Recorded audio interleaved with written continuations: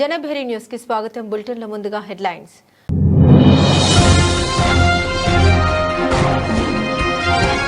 Iran యుద్ధం పేరుతో భారీ స్కామ్, చారిటీ ముసుగులో దేశ వ్యతిరేక శక్తులకు నిధులు, ఐబీ హెచ్చరిక.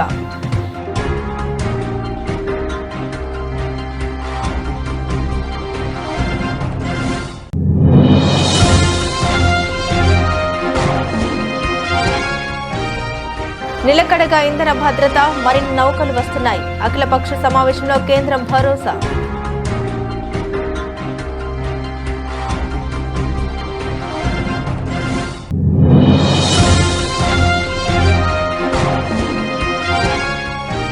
పశ్చిమ బెంగాల్ అసెంబ్లీ ఎన్నికల వేళ బీజేపీ కీలక నిర్ణయం. ఆర్జీ కార్ ఆసుపత్రి అత్యాచార ఘటనలో ప్రాణాలు కోల్పోయిన ట్రైనీ డాక్టర్ తల్లికి ఎమ్మెల్యే సీటు.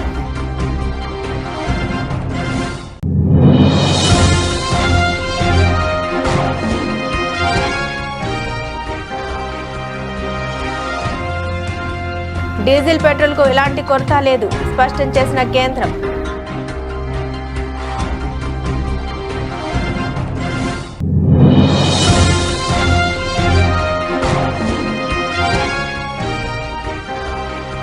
బీఆర్ఎస్ చేసిన అప్పుల భారాన్ని ఇంకా మోస్తున్నాం. అసెంబ్లీలో గత ప్రభుత్వంపై మండిపడ్డ సీఎం రేవంత్ రెడ్డి.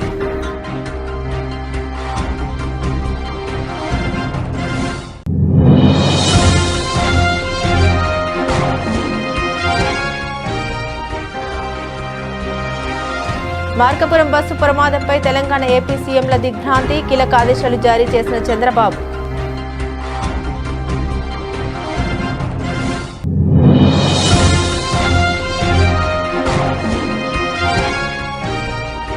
ఆరోగ్యశ్రీ బిల్లులు చెల్లించకపోవడంతో దవాఖానాలు మూతపడే పరిస్థితులు ఏర్పడ్డాయి.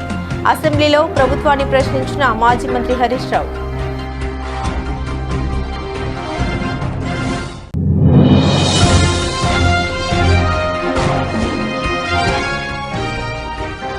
నక్కపల్లిలోని బల్క్ డ్రగ్ పార్క్ ప్రాజెక్టు గురించి ఎందుకు మాట్లాడడం లేదు, సీఎం చంద్రబాబు నిలదీసిన మాజీ ముఖ్యమంత్రి వైఎస్ జగన్.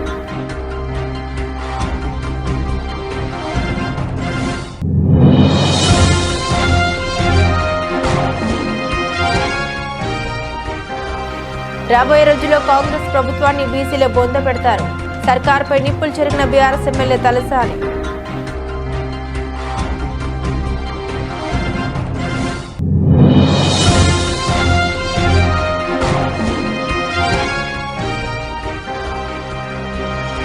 పోర్ట్ల ప్రైవేటీకరణతో మత్స్యకారుల పొట్ట కొడుతున్న చంద్రబాబు. ప్రభుత్వంపై విరుచుకుపడ్డ ఎమ్మెల్సీ తూమాటి మాధవరావు.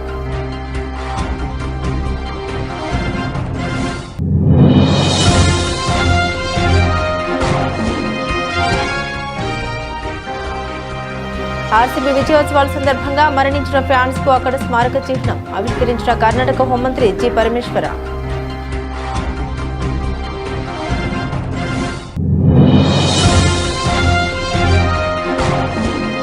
ఆపరేషన్ సింధూర్ కొత్త ప్రాజెక్టును అనౌన్స్ చేసిన ది కాశ్మీర్ ఫైల్స్ దర్శకుడు వాస్తవాలు ప్రపంచానికి చాటి చెప్పడమే తమ లక్ష్యమని వివేక్ అగ్నిహోత్రి.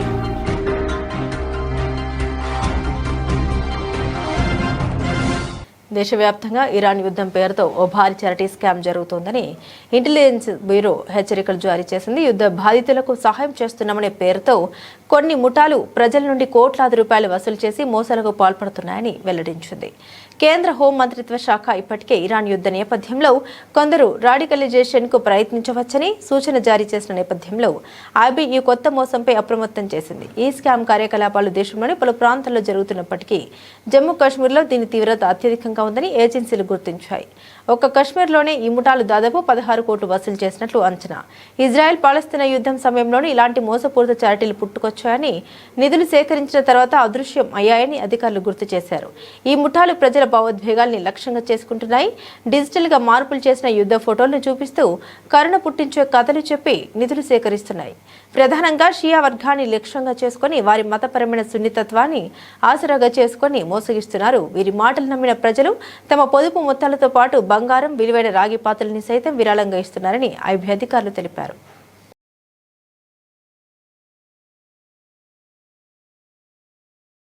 భారతదేశ ఇంధన భద్రత స్థిరంగా ఉందని, అదనపు సరుకుతో నౌకలు వస్తున్నాయని కేంద్రం అన్ని రాజకీయ పార్టీలకు భరోసా ఇచ్చింది. కేంద్ర రక్షణ శాఖ మంత్రి రాజ్నాథ్ సింగ్ అధ్యక్షతన పార్లమెంటు బిల్డింగ్ లో అఖిలపక్ష సమావేశం జరిగింది. 1 గంట 45 నిమిషాల పాటు జరిగిన ఈ సమావేశంలో కేంద్ర హోంమంత్రి అమిత్ షా, పార్లమెంటరీ వ్యవహారాల మంత్రి కిరణ్ రిజిజు, ఆర్థిక మంత్రి నిర్మలా సీతారామన్, పెట్రోలియం మంత్రి హర్దీప్ సింగ్ పురి, విదేశాంగ కార్యదర్శి Vikram Misri, Congress, Samajwadi, CPM, LJP, DMK, JDU నేతలు తదితరులు పాల్గొన్నారు. టీఎంసీ నుంచి ఎవరూ హాజరు కాలేదు. అఖిలపక్ష సమావేశ అనంతరం కిరణ్ రిజిజు మాట్లాడారు. సమావేశంలో అన్ని పార్టీలు చురుగ్గా పాల్గొన్నాయని, ఇరాన్, ఇజ్రాయెల్, అమెరికా మధ్య జరుగుతున్న యుద్ధం, భారత్పై దాని ప్రభావంపై సమావేశంలో ఆందోళన వ్యక్తం చేశాయని తెలిపారు. ప్రభుత్వం సమగ్రంగా, సంపూర్ణంగా స్పందించిందని, విపక్షాలందరి ప్రశ్నలన్నింటికీ సంతృప్తికరంగా సమాధానాలు ఇచ్చిందని తెలిపారు. ప్రస్తుత పరిస్థితిని సమర్థవంతంగా ఎదుర్కొనేందుకు ప్రభుత్వానికి మద్దతుగా నిలబడతామని విపక్ష పార్టీలు హామీనిచ్చాయని తెలిపారు. आज ऑल पार्टी मीटिंग बुला करके सरकार ने बहुत डिटेल में विपक्ष और सरकार के जितने साथी पार्टी हैं सबके साथ में बैठक की और पश्चिम एशिया में जो संकट है उसके बारे में जानकारी दिया. आदरणीय प्रधानमंत्री नरेंद्र मोदी जी की इच्छा से हम लोगों ने ऑल पार्टी मीटिंग बुलाया है और मैं सभी पार्टी के नेताओं को धन्यवाद देना चाहता हूं. सब ने अटेंड किया और अच्छी तरह से मीटिंग में पार्टिसिपेट किया है. सब पार्टी के नेताओं ने अपने अपने पार्टी की ओर से जानकारी और अपना चिंताएं व्यक्त की और जो परिस्थिति पश्चिम एशिया में ईरान, इजराइल, अमेरिका के बीच में संघर्ष के वजह से जो उत्पन्न हुआ है उससे भारत को किस तरीके से प्रभाव पड़ेगा और भारतीय लोगों के लिए सरकार ने क्या क्या कदम उठाया है इसके बारे में कई सवाल विपक्ष के साथियों ने किया और सरकार की ओर से व्यापक अच्छी तरह से जवाब दिया. मैं आपको ये बताते हुए संतुष्ट मैं महसूस कर रहा हूँ कि सारे विपक्ष ने जो सवाल की और जो పశ్చిమ బెంగాల్ అసెంబ్లీ ఎన్నికల వేళ భారతీయ జనతా పార్టీ కీలక నిర్ణయం తీసుకుంది. యావత్ దేశాన్ని కుదిపివేసిన కోల్కతా ఆర్డికార్ ఆసుపత్రి హత్యాచార ఘటనలో ప్రాణాలు కోల్పోయిన ట్రైనీ డాక్టర్ తల్లి రత్న దేబాద్ను ఎన్నికల బరిలోకి దింపింది. బీజేపీ విడుదల చేసిన 19 మంది అభ్యర్థుల 3వ జాబితాలో ఆమె పేరును ఉత్తర 24 పరిగణాల జిల్లాలోని పాణిహతి నియోజకవర్గం నుండి ఖరారు చేసింది. ఈ సందర్భంగా తన అభ్యర్థిత్వంపై రత్న దేబ్నాథ్ ఉద్వేగంతో వ్యాఖ్యానించారు. తన కూతురి విషయంలో న్యాయం కోసం ఎన్నో చోట్ల తిరిగామని చెప్పుకొచ్చారు. ఈ వేదిక ద్వారా రాష్ట్రంలో మహిళల భద్రత కోసం, తన బిడ్డకు జరిగిన అన్యాయానికి వ్యతిరేకంగా పోరాడతామని తెలిపారు. తాను గెలిస్తే అది తన ఒక్కదాని విజయం కాదని, పాణహితి ప్రజల విజయమని ఆమె పేర్కొన్నారు. এটাও একটা জয়, এটা পানিহাটিবাসীর জন্য জয়. আমি জিতব না, পানিহাটির মানুষ জিতবে. পানিহাটির মানুষ যেমন প্রতিবাদ করতেই ভুলে গেছে, সেই প্রতিবাদ করে তাদের যে পাওনা, যেমন স্বাস্থ্য, শিক্ষা, মানুষের মৌলিক অধিকার, এগুলো সরকার কেড়ে নিয়েছে. এগুলো নারী সুরক্ষা, নারী নিরাপত্তা, যেমন প্রত্যেকটা ঘটনা ঘটলে আমাদের মহিলা মুখ্যমন্ত্রী তিনি বলেন এটা মেয়েরা রাতে বাইরে বেরোবে কেন. আমি এগুলো থেকে নিষ্কৃতি দেওয়ার জন্য মায়েরা, মেয়েরা তাদের হয়ে বলতে চাই. কি বলতে চাইবেন? যে এটা কেন নারীরা রাতে বেরোবে না, তাহলে নারী সুরক্ষা কোথায়? নারীদের সুরক্ষা দিতে চাই. এই আওয়াজ কি বিধানসভায় দেবেন বলে তার জন্য একদম যে ছেলেদেরও যতটা অধিকার, মেয়েদেরও ততটাই অধিকার. নারী সম্মান, নারী সুরক্ষা এবং শিক্ষা এবং স্বাস্থ্য দপ্তরের যে বেহাল দশা আপনারা দেখেছেন আরজিকর হসপিটালি, যেখানে আমার মেয়ে 2024-এর 9 আগস্ট তার সঙ্গে যে নৃশংস ঘটনা হয়েছিল, সেই হসপিটালেই পরপর দেখলাম আমি 2 দিন 2 জন মারা গেলেন এবং আজকেও সেই লিফটে 7 জন আটকে ছিলেন, অথচ কেউ মারা যাননি. పైప్లతో న్యాచురల్ గ్యాస్ కు తాము ప్రాధాన్యమిస్తున్నామని, పెట్రోల్ డీజిల్ కు దేశంలో ఎలాంటి కొరత లేదని, ఇంధనం ధరల్లో మార్పు లేదని పెట్రోలియం మంత్రిత్వ శాఖ బుధవారం నాడు ప్రకటించింది. వదంతులు నమ్మవద్దని కోరింది. గృహ అవసరాల కోసం 100% PNG సరఫరాకు కట్టుదిట్టమైన చర్యలు తీసుకుంటున్నామని పెట్రోలియం శాఖ సంయుక్త కార్యదర్శి సుజాత శర్మ తెలిపారు. ఈ మేరకు నోటిఫికేషన్ ఇచ్చామని, నిర్దిష్ట కాల పరిమితిలోపు దేశవ్యాప్తంగా పైప్ లైన్ల విస్తరణ, న్యాచురల్ గ్యాస్ మౌలిక వసతుల అభివృద్ధి జరగనుందని తెలిపారు. పశ్చిమాసియాలో ఘర్షణ నేపథ్యంలో LPG ఇంధనం కొరతపై ఆందోళన ప్రస్తావిస్తూ ప్రజలు ఎలాంటి వదంతులు నమ్మవద్దని, పానిక్ బయింగ్ కు పాల్పడవద్దని కోరారు. రిఫైనరీలు గరిష్ట సామర్థ్యంతో పనిచేస్తున్నాయని, ఏటా 26 కోట్ల టన్నుల రిఫైనరీ సామర్థ్యం మనకు ఉందని తెలిపారు. గత 2 రోజులుగా రిటైల్ అవుట్లెట్లు, పెట్రోల్ బంకుల వద్ద పెద్ద ఎత్తున జనం క్యూలు కడుతుండడం తమ దృష్టికి వచ్చిందని, అయితే ఆందోళన అవసరం లేదని, దేశంలో తగినన్ని పెట్రోల్ డీజిల్ నిల్వలు ఉన్నాయని తెలిపారు. పెట్రోల్ డీజిల్ ధరలు కూడా పెరగబోవడం లేదని వివరించారు. कैरोसिन के संबंध में भी जैसा आपको पता है भारत सरकार ने as an alternate fuel option additional allocation किया है सभी राज्य सरकारों को, और यहाँ पर भी लगभग 16 राज्य और यूनियन टेरिटरीज में एलोकेशन ऑर्डर्स जारी हुए हैं. आज के समय में भारत सरकार का भी और राज्य सरकारों का भी ये प्रयत्न है कि ब्लैक मार्केटिंग और होर्डिंग को रोका जाए, और इस सब में राज्य सरकारों की भूमिका बहुत अहम हो जाती है. इस संबंध में मैं आपको बताना चाहूँगी कि कल लगभग 2700 रेड की गई विभिन्न राज्यों में, और लगभग 2000 सिलेंडर भी सीज किए गए हैं. उत्तर प्रदेश, महाराष्ट्र, तेलंगाना, छत्तीसगढ़ में अच्छी रेड्स हुई हैं और काफ़ी मात्रा में सिलेंडर्स भी सीज हुए हैं. इसके अलावा ऑयल मार्केटिंग कंपनीज के ऑफिशियल्स के द्वारा भी सरप्राइज इंस्पेक्शन जारी हैं. अभी तक लगभग 290 शो कॉज नोटिस इशू किए जा चुके हैं. గత బీఆర్ఎస్ ప్రభుత్వం ఆరోగ్యశ్రీ పథకానికి 600 కోట్లు బకాయిలు పెట్టి వెళ్తే తాము ప్రతి నెల 89 కోట్లు ఖర్చు పెడుతున్నట్లు ముఖ్యమంత్రి రేవంత్ రెడ్డి తెలిపారు. ఇప్పటి వరకు 2408 కోట్ల బిల్లులు చెల్లించామని అసెంబ్లీ సాక్షిగా తెలిపారు. 7వ రోజున నేడు అసెంబ్లీ సమావేశాలు ప్రారంభమయ్యాయి. ఈ సందర్భంగా సభలో సీఎం రేవంత్ రెడ్డి ప్రసంగించారు. ఆరోగ్యశ్రీ కింద ప్రభుత్వ ఆసుపత్రులకు 927 కోట్లు, ప్రైవేటు ఆసుపత్రులకు 1480 కోట్లు చెల్లించామని చెప్పుకొచ్చారు. 27 నెలల్లో పేదల వైద్యం కోసం 4500 కోట్లు చెల్లించామని ఆయన వివరించారు. Rajiv Aarogyasri CM relief fund ప్రజల ఆరోగ్యం గురించి డాక్టర్ సంజయ్ గారు, అదేవిధంగా సిద్దిపేట శాసనసభ్యులు కొన్ని ప్రశ్నలు అడగడం, గత ప్రభుత్వంలో చాలా బాగా జరిగింది, ఇప్పుడు అంత గొప్పగా జరగడం లేదనే ఆరోపణలు కూడా చేయడం జరిగింది. అధ్యక్ష, తమరి ముందు వాస్తవాలను సభ్యుల ద్వారా తెలంగాణ ప్రజలు కూడా చెప్పాల్సిన బాధ్యత ప్రభుత్వం మీద ఉన్నది. అధ్యక్ష, తెలంగాణ రాష్ట్రం వచ్చిన తర్వాత 2014 నుంచి డిసెంబర్ 6, 2023 వరకు ప్రతి నెల యావరేజ్గా గత ప్రభుత్వం ఖర్చు పెట్టింది 52 కోట్ల రూపాయలు రాజీవ్ ఆరోగ్యశ్రీలో. డిసెంబర్ 7, 2023 నుంచి మార్చ్ 25, 2026 దాదాపుగా 26-27 నెలలలో ప్రతి నెల ఈ ప్రభుత్వం ఖర్చు పెట్టింది 89 కోట్ల రూపాయలు. అధ్యక్ష, యావరేజ్గా. అదేవిధంగా రాజీవ్ ఆరోగ్యశ్రీలో రాష్ట్ర ప్రభుత్వం పేమెంట్లు ఇవ్వడం లేదు, దాంతో ప్రైవేట్ హాస్పిటల్స్ మూతపడుతున్నాయి, మాకు నోటీస్ ఇచ్చిండ్రు, మీరు ఇంకా దాని మీద స్పందించడం లేదన్నట్టుగా ఏదైతే మాట్లాడుతుండ్రో ఈ వారసత్వం వారి నుంచి మాకు వచ్చింది. అధ్యక్ష, ఈ రాజీవ్ ఆరోగ్యశ్రీ బకాయిలు పెట్టి అధికారాన్ని కోల్పోయి ఆ భారాన్ని మా నెత్తి మీద పెడితే ఆ భారాన్ని మోస్తూనే మేము 5 లక్షల నుంచి 10 లక్షల రూపాయలకు పెంచడం జరిగింది. అధ్యక్ష, ఆ విషయం కూడా 7 తారీఖు నాడు మేము ప్రభుత్వం బాధ్యత తీసుకున్నప్పుడు 7/12/2023 నాటికి గత ప్రభుత్వం నుంచి వారసత్వంగా మాకు వచ్చిన భారము 600,27,00,000.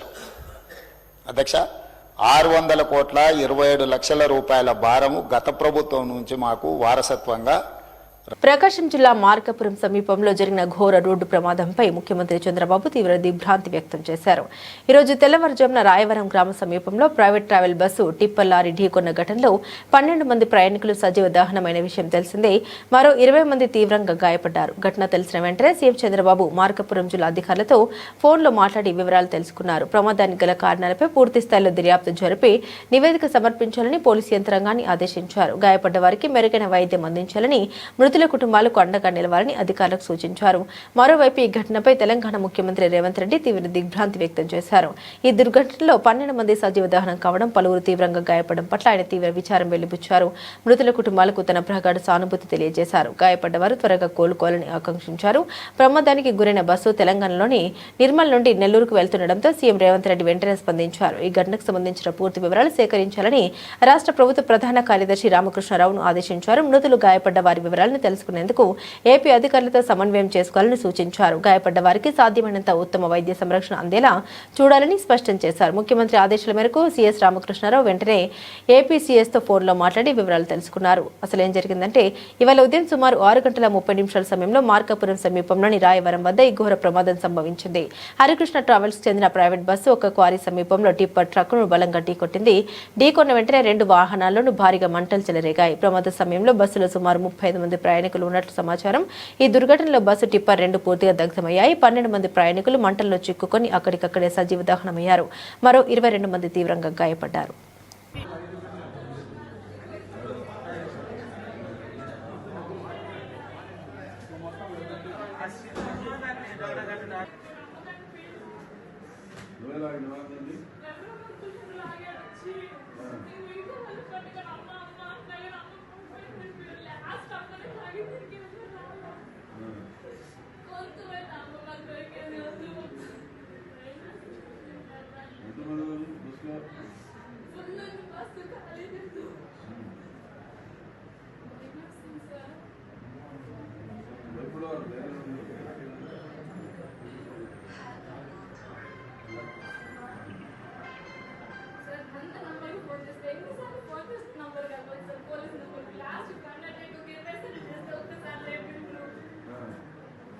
ఆరోగ్యశ్రీ బిల్లులు గ్రీన్ ఛానల్లో విడుదల చేస్తున్నామని ప్రభుత్వం చెబుతుంది. కానీ ఆ నిధులు విడుదల కావడం లేదని మాజీ మంత్రి ఎమ్మెల్యే హరీష్ రావు అన్నారు.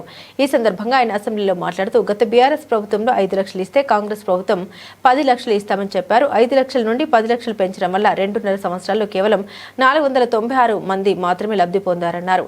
ఎందుకంటే కార్పొరేట్ హాస్పిటల్స్ మేజర్ సర్జరీలకు ఆరోగ్యశ్రీ కింద ట్రీట్మెంట్ ఇవ్వడం లేదు. దాని మీద రివ్యూ చేయాలని సూచించారు. ఆరోగ్యశ్రీ అనేది డాక్టర్ వైఎస్ రాజశేఖర రెడ్డి గారు ప్రారంభించిన పథకం. మరి మా ప్రభుత్వం వచ్చిన తర్వాత కూడా ఇది ఒక మంచి కార్యక్రమం అని చెప్పి ఈ ఆరోగ్యశ్రీని 2 లక్షల రూపాయల నుంచి ఆ రోజు 5 లక్షల రూపాయలకు పెంచి ఈ పథకాన్ని బీఆర్ఎస్ ప్రభుత్వం కొనసాగించింది అధ్యక్ష. సో బీఆర్ఎస్ ప్రభుత్వ హయాంలో దాదాపు మేము 8,000 కోట్ల రూపాయలు ఖర్చు పెట్టి 18 లక్షల మందికి బీఆర్ఎస్ సమయంలో ఆరోగ్యశ్రీ కింద సేవలు అందించడం జరిగింది. సరే, మీ ప్రభుత్వం వచ్చిన తర్వాత మీరేమన్నారంటే దీన్ని 5 లక్షల నుంచి 10 లక్షల రూపాయల వరకు పెంచుతామని చెప్పారు. కానీ ఇలా మంత్రి గారు ఇచ్చిన సమాధానంతో మనకు చాలా స్పష్టంగా ఏమర్థమవుతుందంటే అధ్యక్ష, ఈ 5 లక్షల నుంచి 10 లక్షల రూపాయలకు పెంచడం వల్ల ఈ ప్రభుత్వం వచ్చిన 2.5 సంవత్సరాల్లో ఎంతమంది లబ్ధి పొందారంటే కేవలం 496 మంది మాత్రమే లబ్ధి పొందారు ఈ 2.5 years లో.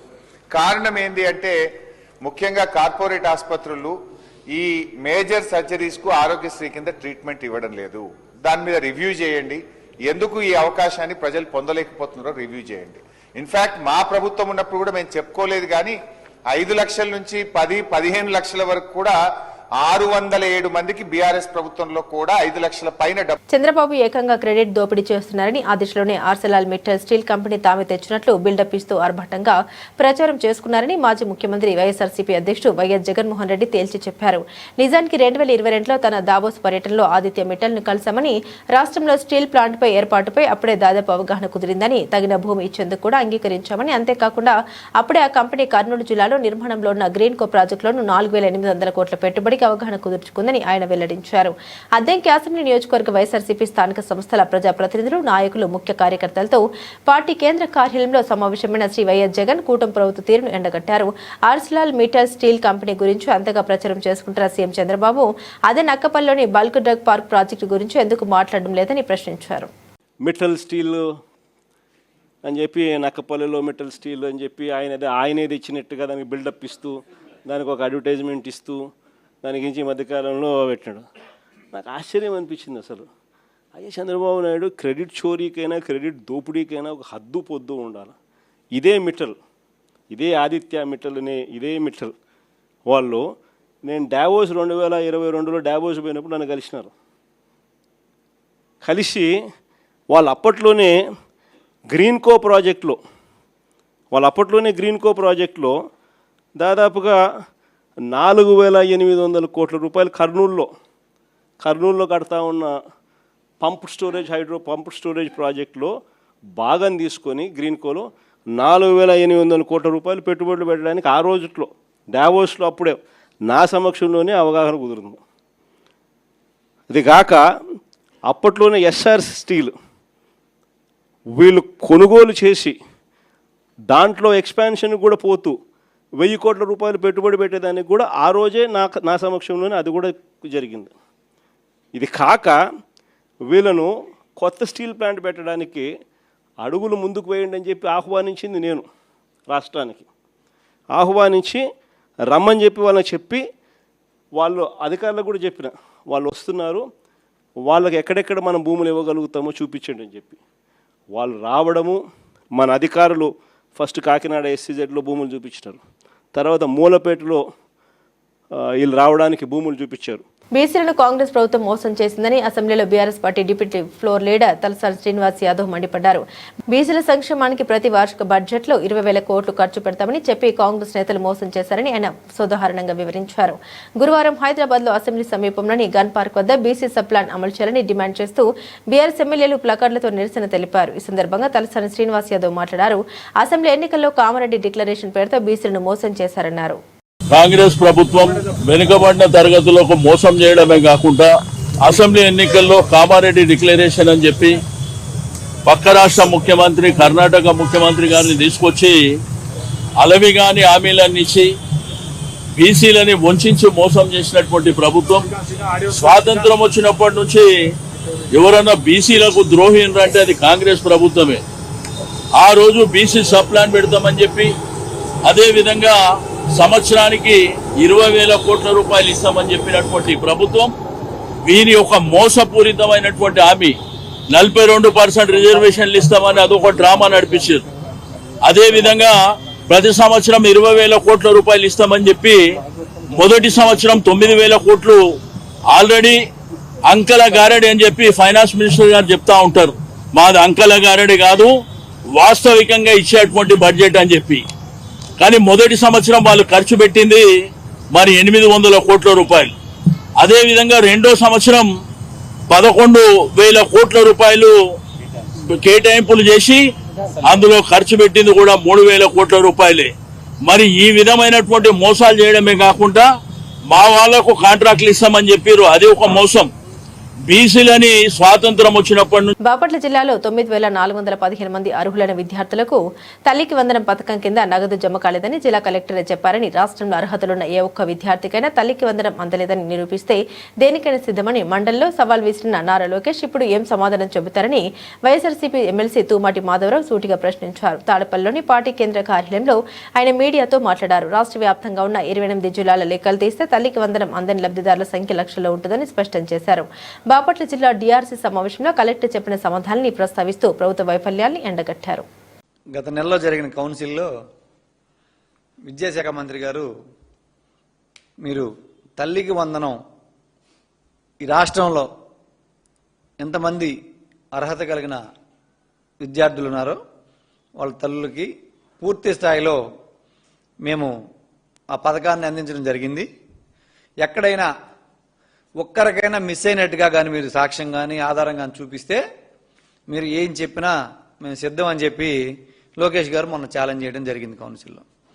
మేము అడుగుతా ఉన్నాం ఈరోజు క్లియర్గా నిన్న మీ ప్రభుత్వం మీ కలెక్టర్ ఇచ్చిన డేటాలోనే బాపట్ల జిల్లాలో మొత్తం 1,40,406 మంది విద్యార్థులుంటే 1,21,842 మంది ఎలిజిబిలిటీ వస్తే మీరు 1,12,902 మంది స్టూడెంట్స్కే మీరు తల్లికి వందనం ఇచ్చినట్లుగా దీంట్లో డేటా చూపిస్తా ఉన్నారు. మిగతా 9,415 మంది విద్యార్థులకి తల్లికి వందనం ఎందుకు ఇవ్వలేదు అని మేము నిలదీయడం జరిగింది. దానికి డిఈఓ నుంచి వచ్చిన సమాధానం ఏంటంటే, సార్ నిధులు లేవు, అందుకని మేము 9,415 మందికి ఇవ్వలేకపోయాం గత సంవత్సరంలో, తర్వాత ఇస్తాం సార్ అని చెప్తా ఉన్నాడు. అంటే విద్యాశాఖ మంత్రికి అసలు వాళ్ళ శాఖలో గత సంవత్సరం ఆర్సీబీ విజయోత్సవాల సందర్భంగా జరిగిన తొక్కిసలాట ఘటనలో 11 మంది క్రికెట్ అభిమానులు ప్రాణాలు కోల్పోయిన విషయం తెలిసిందే. ఈ నేపథ్యంలో బెంగళూరులోని చిన్నస్వామి స్టేడియం వెలుపల ఆ 11 మంది అభిమానులకు గుర్తుగా ఒక స్మారక చిహ్నాన్ని కర్ణాటక హోంమంత్రి జి పరమేశ్వర్ ఆవిష్కరించారు. అనంతరం మృతులకు పుష్పాంజలి ఘటించారు. ఈ సందర్భంగా ఆయన మాట్లాడుతూ, గత సంవత్సరం ఆర్సీబీ తొలి ఐపీఎల్ విజయాన్ని పురస్కరించుకుని జరిగిన వేడుకల్లో తొక్కిసలాట జరిగి 11 మంది యువకులు దుర్మరణం చెందారని ఆవేదన వ్యక్తం చేశారు. ఆ సమయంలో కర్ణాటక రాష్ట్ర క్రికెట్ సంఘం రాష్ట్ర ప్రభుత్వంపై తీవ్ర విమర్శలు వచ్చాయని గుర్తు చేశారు. దీంతో ప్రభుత్వం స్పందించి అనేక చర్యలు చేపట్టిందని తెలిపారు. We had an incident wherein 11 youngsters died in this very spot of Chinnaswamy Stadium. Government of Karnataka, Karnataka Cricket Association and also the RCB were criticized, condemned, and all sorts of comments were made on that day and subsequently. Government in its wisdom constituted a commission headed by Justice Kuna, and after a while Mr. Kuna submitted the report to the government making some serious recommendations. In case if at all if you have to play in the same very ground, these are the corrections have to be made like that. They made some recommendations. We asked the KSCA, if at all if you want to continue playing in this very ground, you will have to make these corrections. Some of them were short term, some of them were long term. And now that they have made the corrections, we have permitted them to continue playing in this very ground. I think the first inaugural of IPL has been permitted. That is going to happen on 28th. In the meantime, KCA in its wisdom, they realized that they have to do something about these 11 the Kashmir files, the vaccine war వంటి వివాదాస్పద చిత్రాలతో సంచలనం సృష్టించిన దర్శకుడు వివేక్ రంజన్ అగ్నిహోత్రి తన తదుపరి ప్రాజెక్టును ప్రకటించారు. ఆపరేషన్ సింధూర్ అనే టైటిల్తో ఈ సినిమా రాబోతుండగా ఈ చిత్రం కోసం ఆయన ప్రముఖ నిర్మాత భూషణ్ కుమార్తో టీ సిరీస్ చేతులు కలిపినట్లు తెలుస్తోంది. ఈ చిత్రం retired lieutenant general KJS Tiny Dhillon రాసిన operation Sindoor the untold story of India's deep strikes inside Pakistan అనే పుస్తకం ఆధారంగా తెరకెక్కుతోంది. పహల్గామ్ ఉగ్రదాడి తర్వాత చోటు చేసుకున్న పరిణామాలు, భారత సాయుధ దళాల్లోని వివిధ విభాగాలు సమన్వయంతో సాగించిన లోతైన పరిశోధన ఆధారంగా ఈ కథను రూపొందించారు. కేవలం శబ్దం చేయడం కోసం కాకుండా వాస్తవాల్ని క్లారిటీతో సినిమా మాయాజాలంతో ప్రపంచానికి చాటి చెప్పడమే తమ లక్ష్యమని వివేక్ అగ్నిహోత్రి సోషల్ మీడియా వేదికగా పేర్కొన్నారు. పల్లవి జోషి, వివేక్ అగ్నిహోత్రి తమ ఐయామ్ బుద్ధ ప్రొడక్షన్స్ పై టీ సిరీస్ తో కలిసి ఈ సినిమా నిర్మిస్తున్నారు. బులెటిన్ ముగించే ముందు హెడ్లైన్స్ మరోసారి.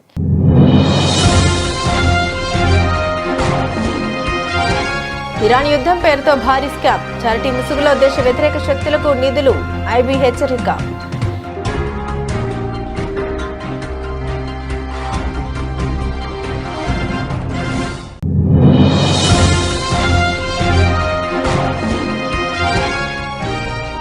నిలకడగా ఇంధన భద్రత, మరిన్ని నౌకలు వస్తున్నాయి. అఖిలపక్ష సమావేశంలో కేంద్రం భరోసా.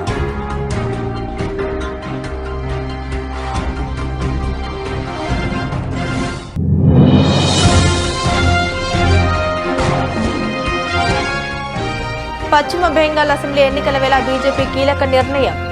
ఆర్జీ కార్ ఆసుపత్రి అత్యాచార ఘటనలో ప్రాణాలు కోల్పోయిన ట్రైనీ డాక్టర్ తల్లికి ఎమ్మెల్యే సీటు.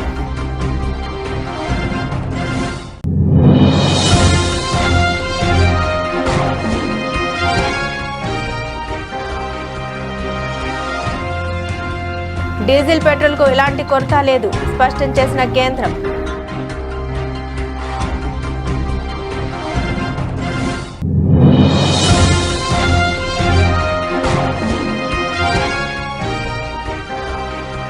బీఆర్ఎస్ చేసిన అప్పుల భారాన్ని ఇంకా మోస్తున్నాం. అసెంబ్లీలో గత ప్రభుత్వంపై మండిపడ్డ సీఎం రేవంత్ రెడ్డి.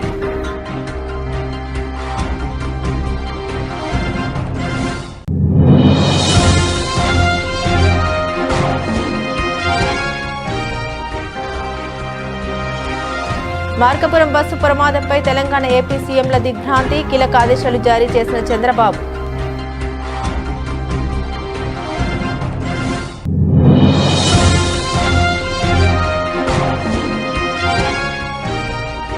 ఆరోగ్యశ్రీ బిల్లులు చెల్లించకపోవడంతో దవాఖానాలు మూతపడే పరిస్థితులు ఏర్పడ్డాయి. అసెంబ్లీలో ప్రభుత్వాన్ని ప్రశ్నించిన మాజీ మంత్రి హరీష్ రావు.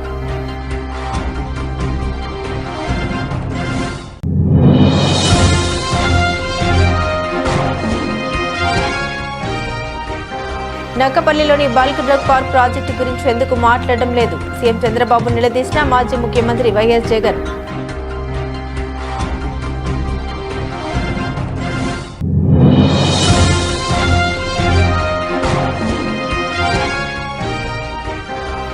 రాబోయే రోజుల్లో కాంగ్రెస్ ప్రభుత్వాన్ని బీసీలో బొంద పెడతారు. సర్కార్పై నిప్పులు చెరిగిన బీఆర్ఎస్ ఎమ్మెల్యే తలసాని.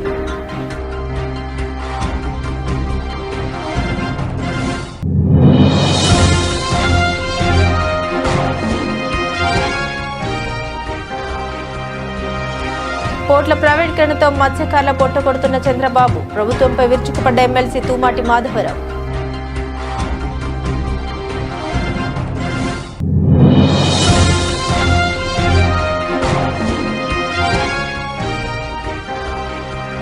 ఆర్సీబీ విజయోత్సవాల సందర్భంగా మరణించిన ఫ్యాన్స్ కు అక్కడ స్మారక చిహ్నం ఆవిష్కరించిన కర్ణాటక హోంమంత్రి జి పరమేశ్వర.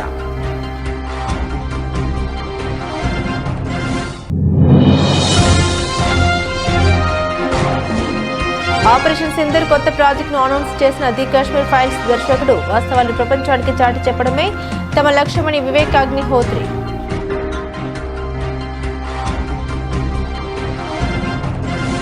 ఇవి బులెటిన్లోని విశేషాలు. తిరిగి మరో బులెటిన్తో మళ్ళీ కలుసుకుందాం. అంతవరకు సెలవు. నమస్కారం.